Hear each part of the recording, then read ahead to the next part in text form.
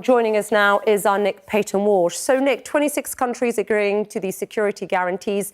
What would that look like on the ground, and what role would the US play potentially here? There's a huge amount we don't know about this. What we do know is the psychological significance of European countries like France, probably the United Kingdom, saying that they would put troops on the ground physically inside of Ukraine. Russia's already rejected that as a principle, but for Ukrainians, it is huge.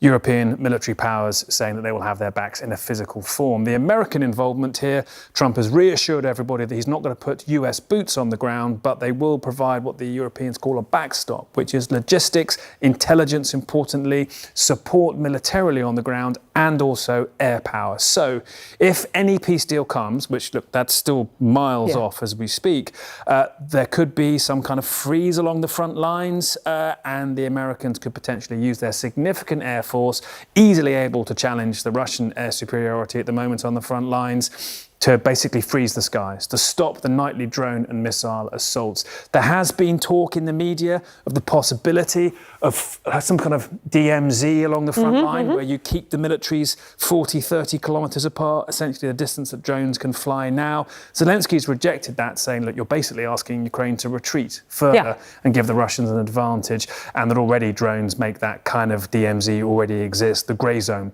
as they call it. So we don't know a lot about the details, but it looks like you would see European troops almost certainly in the capital, probably in a major city like Dnipro down here. They talk about defending the ports. That's going to mean Odessa here as well. But are you going to see them on the front line? I would say almost certainly not. They're going to be there as a psychological backup to the Ukrainians, saying that Europe and essentially by extension NATO has your back, but not actually doing any fighting. And if we quickly have a look at the map in terms of the front lines, you were there, 2 weeks or so ago. Give us a sense, or 2-3 weeks ago, give us a sense of what that looked like. Look, so the whole peace deal we talked about in Alaska potentially, we heard Putin ask for the rest of this, Donetsk, in exchange for stopping the fight. Now, he has desperately been trying for a year almost to take Pokrovsk down here. They made progress over the past weeks. That's slowed.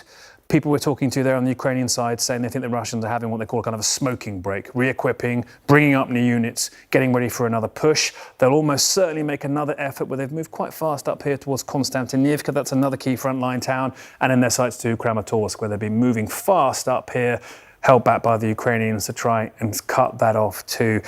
Why is Putin playing for time?